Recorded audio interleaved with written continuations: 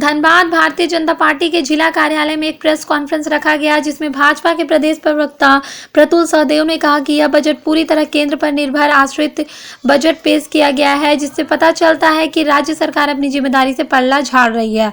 साथ ही केंद्र सरकार की सारी योजनाओं को नाम बदलकर चलाने का काम राज्य सरकार कर रही है। उन्होंने सरकार पर आरोप लगाते हुए कहा कि स्वास्थ्य, शिक्षा, पेयजल, ऊर्जा के बजट को कम दिया गया, वहीं ऋण माफी योजना का जिक्र तक नहीं किया गया। उनका कहना है कि जामताड़ा में किसान को 50,000 का ऋण माफी किया, उस कार्यक्रम को आयोजित करने में 21 लाख रुपए खर्च कर दिए गए।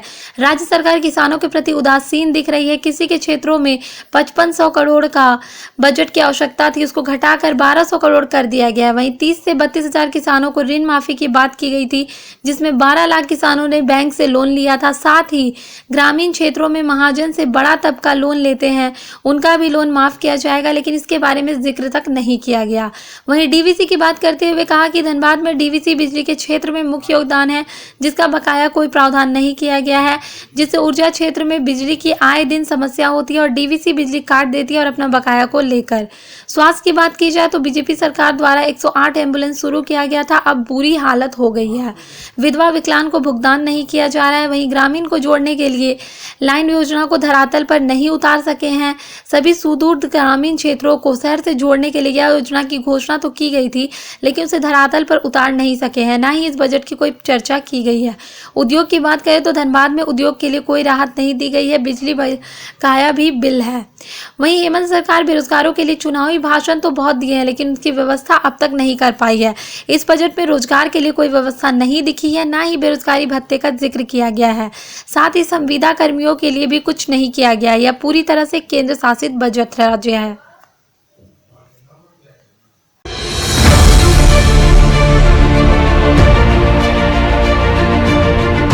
क्योंकि 91,000 करोड़ से ज़्यादा की बजट की राशि है, जिसमें 54,000 करोड़ राशि के लिए ये केंद्र पर निर्भर होंगे। यानी इन्होंने गेंद को केंद्र के पाले में फेंककर अपने ऊपर से रिस्पॉन्सिबिलिटी हटाने की कोशिश की है। और माननीय मुख्यमंत्री जी का भी बजट में अपने कैबिनेट के कलीग्स के प्रति कॉन्फिडेंस कम झलकता है, क्योंकि बजट की कुल राशि का 48% इन्होंने खुद रखा है। और स्वास्थ्य, ऊर्जा, पेयजल, ये जो बेसिक चीज़ें हैं जो किसी आम आदमी की ज़िंदगी को अफेक्ट करती है, उसमें बजट के प्रोविज़न को घटा देना ये कतई हम उचित नहीं मानते हैं। और इसके अतिरिक्त आप देखेंगे तो जिस तरीके से डीवीसी का ये कमांड एरिया है धनबाद, और ऊर्जा के बजट के एरिया में कोई डीवीसी के ड्यूज़ की चर्चा नहीं की गई है। यानी फिर से ये क्राइसिस क्रिएट करना चाहते हैं। इनको प्रोविज़न करना चाहिए था कि डीवीसी की जो बकाया राशि है, जिसका इन्होंने नेगोशिएशन किया था, उसके किश्तों का भी इसमें जिक्र होता।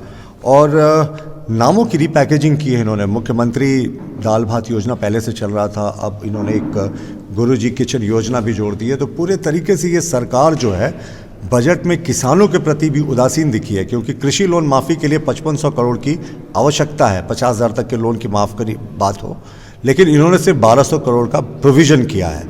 और युवाओं को इस सरकार ने पूरे तरीके से छला है। मुख्यमंत्री जी को अपने निश्चय पत्र को पढ़ने की आवश्यकता थी, जिसमें उन्होंने 5 लाख नौकरियों की बात की थी, लेकिन बेरोजगारी भत्ता की बात नहीं है बजट में, ना रोजगार देने की बात है, ना संविदा कर्मियों को परमानेंट करने का कोई बजटरी प्रोविज़न है। महिला सुरक्षा के लिए भी इन्होंने कोई बहुत बड़े कदम नहीं उठाए हैं, क्योंकि पिछली बार 21 वर्षों में सबसे ज़्यादा रेप का रिकॉर्ड 2020 में रहा था। तो कुल मिलाकर ये बजट पूरे तरीके से छलावा है। और मुझे लगता है ये सरकार सिर्फ अंगगणित की बाजीगरी से लोगों की आंखों में धूल झोंकना चाह रही है।